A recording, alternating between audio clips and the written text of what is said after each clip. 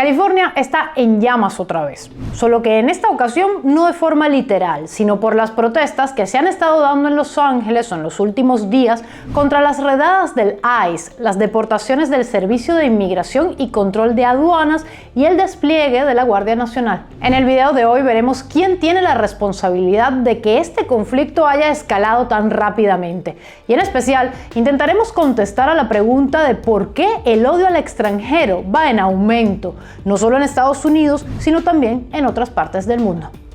¿Qué busca Trump con esta acción? Lanzaré el mayor programa de deportación de criminales en la historia de Estados Unidos, fue lo que dijo Donald Trump cuando estaba en campaña electoral. Dicho y hecho. No se sabe a ciencia cierta cuántos arrestos realizaron los servicios de inmigración desde que Trump asumió el poder. Sin embargo, desde la Casa Blanca dijeron que esperan que el ICE supere los 660 arrestos por día que se dieron aproximadamente en los primeros 100 días de su presidencia y que esta cifra alcance los 3.000 arrestos diarios. En Los Ángeles todo empezó con las redadas del 6 de junio que desencadenaron la primera oleada de protestas que pronto escalaron a disturbios focalizados en el centro y barrios como Paramount o Compton.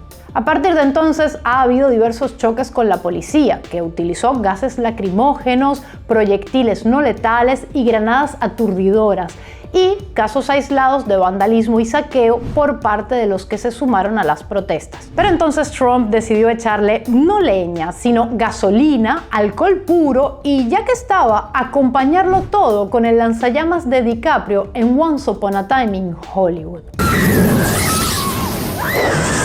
Así, Trump desplegó unos 2.000 efectivos de la Guardia Nacional y 700 Marines, sin consentimiento del gobernador de California, Gavin Newsom. Y aquí me tengo que detener brevemente, porque la rivalidad entre el demócrata y Trumposete es anterior a este conflicto. Dicho sea de paso, tampoco es casualidad que Los Ángeles se levantara en protesta, porque la ciudad alberga a casi 1 millón de inmigrantes indocumentados, la mayor cantidad en Estados Unidos, y desde hace tiempo aboga por sus derechos en el país. Así que con estos precedentes toca preguntarse con qué intenciones Trump decidió escalar el conflicto y meter a los militares en el asunto. Buenas, lo que se dice buenas, ya te digo que no eran. En todo caso, un juez federal declaró ilegal el despliegue federal de la Guardia por violar la 10ª enmienda. Vamos, no actuemos demasiado sorprendidos, que no sería la primera vez que Trump quiere colar una decisión ilegal. Él sigue con su gran hazaña de America First, Estados Unidos primero, es decir, los estadounidenses primero, lo cual es confuso porque ¿cuál es su gente? Como diría ChatGPT, excelente pregunta. Estados Unidos es un país de migrantes y, si a ver vamos, los únicos nativos así literalmente son las poblaciones indígenas. Todos los demás pueden ser considerados invasores. Obviamente, en la actualidad, esta sería una visión absurda, y más en un país que ha sido construido por diferentes nacionalidades. Si el mismo Trump es de origen alemán, como amablemente le recordó el nuevo canciller de Alemania, Friedrich Merz, que le regaló el certificado de nacimiento del abuelo de Trump, nacido en Alemania. De las mejores cachetadas de guante blanco que he visto. Pero entonces, ¿por qué tendría sentido hacer el corte ahora entre nacionales y los otros? Prepárate, porque a continuación te comparto una reflexión de un académico griego que viene como anillo al dedo, para entender qué utilidad puede tener un discurso identitario como el de Trump, que se propone establecer un ellos y un nosotros, siendo nosotros los buenos y ellos los malos, claro está. Bueno, esta frase la dije desde el punto de vista de un estadounidense, que si la digo yo, ellos seríamos en realidad nosotros, como en la película de Amenábar, Los Otros. Bueno, tú me entiendes. ¿Quiénes son los verdaderos culpables? Por cierto, está disponible la 3ª temporada de nuestro podcast en Podimo, La Cruda Verdad, así que te dejo el enlace en la descripción para que te lleves 30 días gratis. Yanis Varoufakis, académico y político griego, en su libro Tecnofeudalismo, el oscuro porvenir del capitalismo, ilustra muy bien la situación actual en materia económica, política y social, y cómo la ultraderecha capitalizó el descontento de los trabajadores. Según cuenta, el momento de auge que vive la extrema derecha, apoyada por la clase trabajadora, se debe a la decepción de la sociedad con los partidos socialdemócratas, que habiendo tenido el poder, no supieron o no quisieron resolver los verdaderos problemas de la sociedad, que son de índole económica. No atacaron la verdadera fuente de ese mal, la brutal brecha entre ricos y pobres, que se acentúa tras cada crisis y de la que sacan partido las grandes empresas, especialmente las del mundo digital. ¿Y qué ha hecho la izquierda según Varoufakis? Desviar la atención, concentrándose en políticas identitarias, temas LGBT, temas raciales, feminismo, problemas que no son necesariamente la verdadera raíz de los males para la mayoría de la gente. Y ojito, que en este canal seguimos pensando que son temas importantes por los que hay que luchar, pero Varoufakis tiene un punto. Claro que hay que ser solidarios con las minorías, faltaría más. Solo queremos apuntar a que hay que resolver los problemas económicos atacando sus causas reales. Lo peor de todo es que mientras más se concentra la izquierda en los temas identitarios, más alas le da a la ultraderecha, cuyos políticos han hecho de estas cuestiones una obsesión al punto de que sus seguidores piensan que la raíz de la crisis está justamente en estos temas. Que si la culpa es del feminismo, que si la culpa es del colectivo LGBT o como, en el caso que nos atañe hoy, de los inmigrantes. De esta manera, ambas corrientes, izquierda y derecha, mantienen a la sociedad polarizada, distraída en un pulso sin sentido, para ellos poder lavarse las manos y no ensuciarse atacando el verdadero problema. Y el problema es que el capitalismo está en una crisis muy seria y es culpa de los políticos de ambos lados del espectro y de los grandes empresarios, no de los gays, no de las feministas, no de los inmigrantes mexicanos. Y esa crisis, explica Varoufakis, no hace sino empeorar para la gente de a pie y lo hace en favor de las grandes tecnológicas. Por poner un ejemplo, desde la pandemia, que ha traído consigo un fuerte impacto con un coletazo económico que sigue sintiéndose, la recuperación de los salarios de los trabajadores ha sido muy lenta y en muchos países de la OCDE aún no alcanzan el nivel previo a la pandemia. Incluso en lugares como Australia, que sigue estando un 8% por debajo, y en los propios Estados Unidos casi un punto por debajo.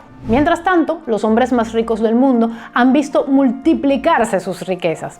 En líneas generales, la riqueza combinada de los multimillonarios estadounidenses creció un 88% entre marzo de 2020 y marzo de 2024. Y perdón que no te advertí que te sentaras. Elon Musk pasó de $25.000 millones en marzo de 2020 a $411.000 millones al día de hoy, según Forbes, casi 17 veces más. Jeff Bezos pasó de $113.000 millones a $234.000 millones este año, según Bloomberg. Pero la culpa de los problemas económicos es de los inmigrantes. La culpa de los recortes, de los inmigrantes. No de las políticas fiscales ventajosas para los ricos, ni de la repartición desigual en los ingresos, ni de los salarios bajos. No, son los inmigrantes. Esa es la quimera sobre la que cabalgan políticos como Donald Trump, que aprovechan los escenarios de violencia, las protestas, para asegurar que el problema, como decía él desde un principio, son los inmigrantes. Es el tipo de escenario perfecto del cual puede salir reforzado entre sus seguidores e incluso entre sus detractores moderados. Y mientras tanto, tiene tiempo para seguir impulsando la aprobación de su ley grande y hermosa, la cual, según muchísimos analistas, no hará otra cosa que ahondar en esa brecha entre ricos y pobres. Ya sabes, menos impuestos para los ricos a costa, por ejemplo, de la cobertura médica de algunos de los más pobres. Lo más irónico de todo esto es que la inmigración muchas veces mejora la economía de los países que la reciben. Un ejemplo es España, que ha recibido a cientos de miles de inmigrantes, muchos de ellos venezolanos, por cierto, en los últimos años. Y varios analistas explican que en parte gracias al aumento de inmigrantes, la economía del país crecerá más que la media europea. E incluso la tasa de natalidad, estancada desde hace años, parece estar teniendo un ligero y muy necesario repunte por esos lares. O si hablamos de Estados Unidos, tenemos un video publicado recientemente por la actriz mexicana Salma Hayek, en el que explica que los inmigrantes latinos en ese país son una fuerza económica en ascenso, siendo que el 46% de los trabajadores del campo son inmigrantes latinos, el 36% de los nuevos emprendimientos del país pertenecen a latinos e inclusive solo los trabajadores latinoamericanos en Estados Unidos, si fueran un país, serían la quinta economía del mundo. Pero peor aún para los argumentos del Lulu de Trump, incluso los indocumentados pagan impuestos. Así es. En los años 90, la IRS, la agencia tributaria gringa para los panas, creó el ITIN para animar que personas sin número de seguro social pagaran impuestos sin recibir beneficios como una muestra de su buena voluntad para integrarse en la sociedad estadounidense. ¿Quieres saber cuánto pagaron los indocumentados en 2022? 96.000 millones de dólares según un centro de investigación sin fines de lucro, el Institute of Taxation and Economic Policy. Y ojito, que ya salen a decir que me lo inventé yo o que se lo inventó Salma Hayek. Aquí está la cifra en la propia página de la institución. ¿Protesta o invasión extranjera? Volviendo a las protestas en Los Ángeles, hay un simbolismo que no ha pasado inadvertido para muchos y que nos recuerda los temas identitarios que no atacan la raíz de los problemas que atraviesa Estados Unidos. Por eso quiero hablar de las banderas mexicanas que se han visto en las protestas y de la polémica que están causando, porque al ser un símbolo de México o en todo caso de la mexicanidad, está siendo interpretado de diferentes maneras. Del lado de Trump han aprovechado para pintar la situación como una invasión extranjera, tesis incendiaria que sostienen republicanos como Stephen Miller o Caroline Leavitt y que lleva al gobierno de Trump a considerar necesario el despliegue de Marines. Y todo esto es bastante bobo, además de peligroso, porque una buena cantidad de quienes protestan son estadounidenses hijos de inmigrantes, así que lo de la invasión está como raro. Si acaso sería una suerte de preludio de guerra civil, pero por supuesto todos sabemos que para algunos republicanos, sin importar si naciste o no en América, no eres de allí si no tienes el apellido y el color de piel correcto. También se ha intentado conectar a los manifestantes con los cárteles de drogas, de lo cual no hay hasta ahora ninguna prueba. Y para los detractores de Trump, más moderados, enarbolar la bandera mexicana en medio de una lucha sin cuartel con las autoridades, mientras algunos de los manifestantes prenden carros en llamas, quizás sea contraproducente. Y tengo que decir que coincido en parte con esto. No por la bandera en sí, sino porque se termina asociando con violencia. Desde mi punto de vista, esta situación de protestas que se tornan violentas, en las cuales muchos llevan una bandera mexicana, no traerán nada bueno para la opinión general de los estadounidenses con respecto a mexicanos o a inmigrantes en general. Es un flaco favor a los inmigrantes de ese país que han visto cómo han sido vulnerados sus derechos humanos en los últimos meses sin consideración de ningún tipo y sin seguir el debido proceso. Por supuesto que tienen derecho a protestar. Como inmigrante, yo misma pienso que tienen ese derecho. Pero lo cierto es que los inmigrantes siempre tenemos que mostrarnos mucho más respetuosos de la ley, ser más trabajadores y tener un comportamiento más cívico que los nacionales. Porque si alguno se sale un centímetro nada más, la tormenta de prejuicios y etiquetas que nos caen encima a todos por igual no es normal. Gente, los inmigrantes partimos con desventaja. En todas partes, mucha gente buscará cualquier excusa para odiarnos e incluso echarnos solo por nuestro país de procedencia. Igual entiendo que la bandera puede estar siendo usada por algunos como un mensaje de orgullo hacia su país de procedencia, y a esto, por supuesto, no le veo nada de reprochable. Y este tipo de episodios no son aislados. No solo en nuestra región, sino también en Europa hay una xenofobia rampante que da miedo. En Irlanda del Norte, en estos últimos días, se están dando ataques xenófobos y racistas a inmigrantes, a raíz de un intento de violación a una menor de edad, según reportan diferentes medios. Si bien no se ha encontrado al o a los culpables, la policía detuvo a 2 adolescentes rumanos como sospechosos de haber cometido el crimen. ¿Y cuál fue la respuesta de la gente mientras se investiga el caso? Atacar a la policía, además de actos de violencia contra casas, tiendas y otras propiedades de extranjeros. A algunas casas incluso les están empezando a colocar carteles para diferenciar si sus habitantes son nacionales o extranjeros. ¿Y sabes qué? La gente tiene miedo. Están empezando a desalojar algunas de esas casas e incluso algunos estarán considerando devolverse a sus países de origen.